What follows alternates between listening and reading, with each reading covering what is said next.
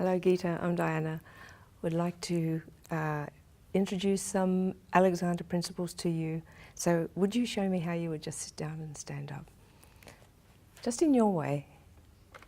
All right. And then standing up. And are you at the computer quite a lot? Yes. Over 8 hours a day. 8 hours a day, okay. And you're studying? Law. Okay then, and it's full on for you. That's right. Not much reflection on perhaps how you're sitting at the computer, just getting in and doing it perhaps, getting what you have to do done. That's correct. All right. Just stand in front of the chair again. Where the Alexander re-education or pointers or the Alexander technique as a lesson is referred to, it can help you pay attention to you during the act of whatever it is you're doing. Sitting at a computer, going for a swim, riding your bike, you are conscious of a particular area that brings into balance the whole organism. And it really is the head-neck-back relationship, so that sort of simplifies it if you like. And the little guiding orders are, let the neck be free of unnecessary tension, that's understood, to let the head balance up on the neck's not leaning forward, so that the spine can lengthen during the act of whatever you are doing, and the shoulders can soften and widen out. Softening, widening out, across the whole torso widens. Now I'd like you to just sit down again, as you did, and then if you stand up again. So in light of what I just was talking about then, the head-neck-back relationship was very much jeopardized. Our head weighs about 4.5 kilos. That's a lot, sitting on a little neck. And we would rather it not go back and down when you sit down, because it just puts the spiral and the compression, I should say, rather than the spiral, all the way down your back. It also, for women, interferes with our pelvic balance, and to not least of all, the feet. Our feet are not going to be grounded if the head is kept throwing back and disturbing the pelvic balance. Now, I'm going to guide you into the chair this way with those principles so you can think about them during the act of actually using them, if you like. So you'll be doing the thinking and I'll be doing the moving of you, just in a general act of sitting down. We do it all day long, sitting down and standing up. We don't pay attention to this. Now stand with your feet a little bit wider apart, just to give you some grounding, about hip width, a little bit wider. Not much, that's fine. So now we think, I'm going to sit down. All you have to say to yourself is, wait a minute, not my old habit. Allow the neck to be free, the head to balance up, which it is. And Alexander clarified that a little. He said, allow the neck to be free, the head to balance forward and up during movement, and you just bend your knees quite quickly. And then we wait for a moment, and then we just gently come back, just sitting quietly. Yeah, that's it. So that during that act, we're going to not put compression on this back, so that you allow what those last words, those little last guidelines say. Allow neck to be free, the head to balance up, the spine to have its length, the torso to widen, which is certainly what it's doing now. And then you've got a lovely breath. By a lovely breath, I mean what Alexander called full capacity breathing, where natural breathing. It's where the lungs are getting air down to the bases of the lungs. It's not just upper respiratory, panic attack type, nervous situations. We can always come back to the inhibition of Alexander's lessons, learning to stop the automatic response to a stimulus. And we have the guidelines, lovely little guidelines. Allow neck to be free, the head to balance up, which it is. Your torso's lengthening, softening and widening. All that is taking place. So why should that be disturbed? Simply because you bounce out of a chair. We just do it unconsciously. Up goes the chin, crunch goes the head, and we stand up all day long. Terrible, terrible compression unconsciously. With this work, you're not doing that, so this becomes so strong and very flexible, and you become free of a lot of harmful habits. For me to help you, or to help you get that experience, we'll just stand up. To allow now to, before we stand up, it's an idea to bring the feet underneath you just a little bit more, and then we just wait, come quiet, not getting ready to push. Because I don't want the attention to the legs. That's your stand. It's already in the brain mechanisms that you're about to stand. We don't have to do any more than that. It's there. What we do have to do is prevent the head, the habit. Allow neck to be free, head to balance. Beautiful. And then I know, watch the chin. That's going to work. A little bit of arms coming forward, but that's all right. We gently let the head float up again. Yes, yes, yes, yes. And up you go. Lovely. Strengthening, letting the back lengthen. Torso to soften and widen. And widen. Beautiful. Just quiet. Yes. Nice. See, you're not trying to breathe there, it's just happening. Quite naturally and quite deeply.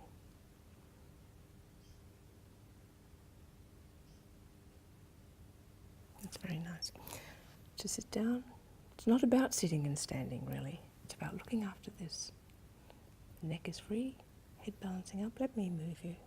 You're going to send the knees just that way. Free neck, head balancing up. What, 2 seconds? That was sort of going down.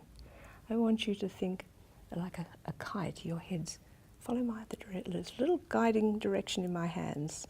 So I want you to, like a kite, to think up, and your spine is going to be the tail of the kite floating up and not sticking. The bottom doesn't have to stick out. It's the knees that float as they just bend.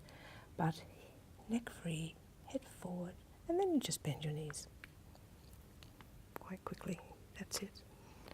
And then to stand, we go no, quiet, neck free, stay back in your back, and up to go up. And then we wait.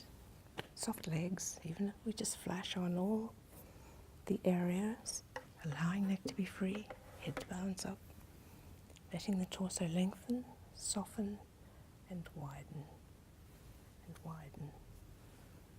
That's it, and wide. So you can allow your neck to be free. During the movement, I want you to come into that hinge. That's lovely, and bend the knees quite quickly. Well done, that was easier, wasn't it? Yes, lovely. Free neck. And then you stop. So it's not about, I'm not interested in the movement per se, I'm interested in where your thinking is.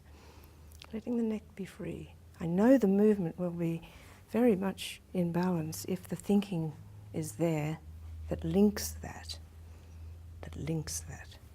It's just lovely. Go to get up. No, not my old way. Yes, beautiful. It gives a flow to the whole being. Up you go. And it's effortless. You really didn't need much there at all.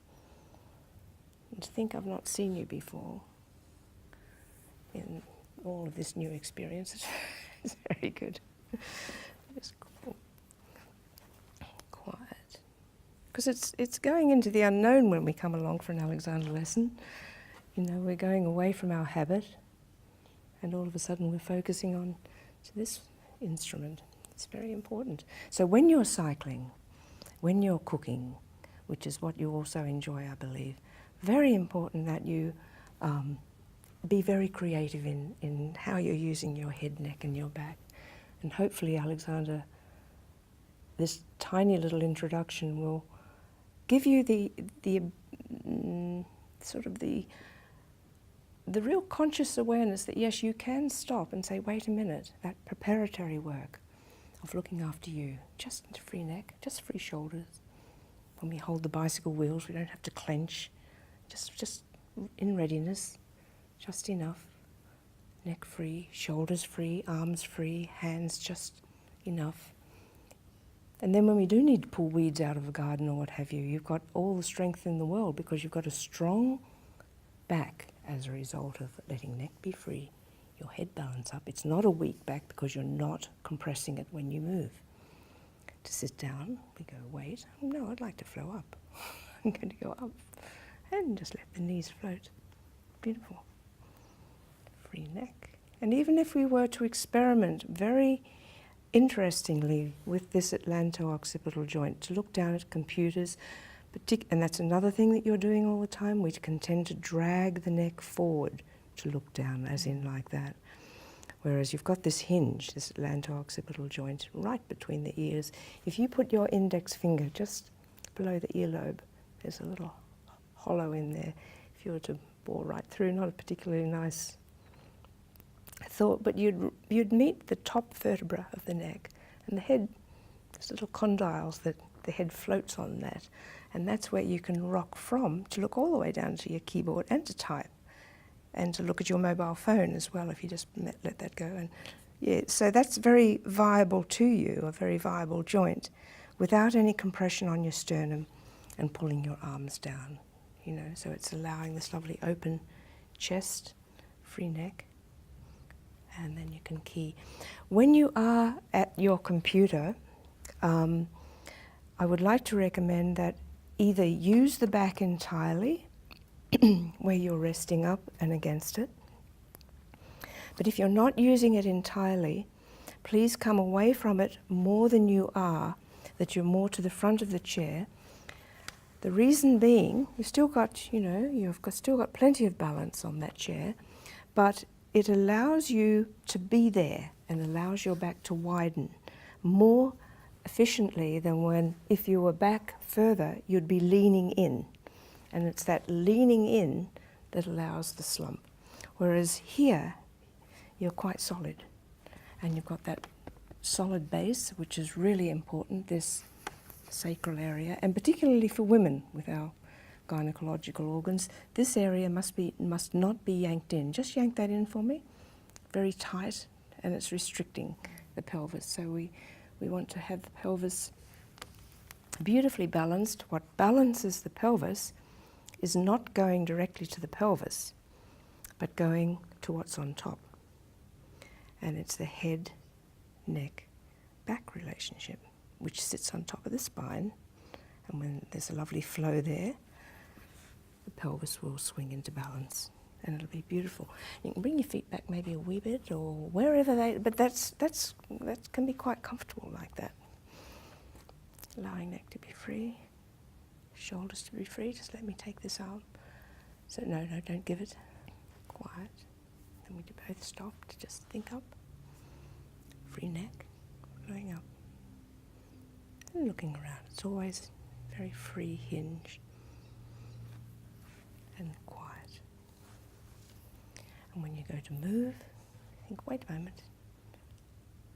Let the neck be free, feet underneath you a little bit more, a bit further. Then you just wait. And then stay in your back, so you've got that lovely connection with your back, and then you just flow over and you flow up. And you continue that, this little thought, all the way up. But you're grounded on your feet there too, very solidly on Mother Earth. Because this head neck is beautiful neck, and free under here, so you're not occluding your voice box, your larynx at all. You've got that lovely and free, beautiful natural balance. And you can be flying along the beach or wherever, in the law courts, like that.